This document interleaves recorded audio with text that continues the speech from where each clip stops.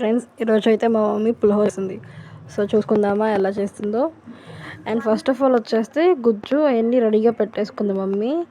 గుజ్జు అన్నీ రెడీగా పెట్టేసుకొని అండ్ అన్నం కూడా ఉడికించుకొని అన్నం కూడా గిన్నెలో పెట్టేసి అంత సాల్ట్ వేసింది, కొంచెం సాల్ట్ వేసి ఇంకా రెడీగా ఉంచింది గుజ్జేసి మిక్స్ చేసుకోవడానికి. సో ఇప్పుడైతే మనం గుజ్జేసి మిక్స్ చేసేసుకుందాం ఫ్రెండ్స్. సో ఇది బాగా మిక్స్ చేసేసుకోండి. అండ్ ఇంకొక విషయం అడగాలి, మీరు పులిహోరని దేంతో అయితే తింటారు?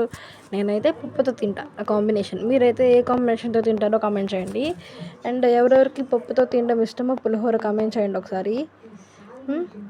మీకైతే పులిహోర ఇష్టమో లేదంటే ఇంకేం ఇష్టమో నాకైతే ముందు కమెంట్ చేయండి ఫ్రెండ్స్. ఫస్ట్ ఆఫ్ ఆల్ నాకైతే పులిహోరలో పప్పు ఉంటే చాలా ఇష్టం. పప్పు తింటాను నేను ఎక్కువ. పప్పు అయితే బాగుండిద్దని పప్పు తింటా.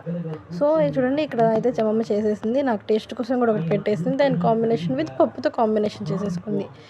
సో ఇదైతే ఫైనల్గా వచ్చిన మినీ బ్లాగ్ చిన్నది. So like, share and subscribe. Thank you.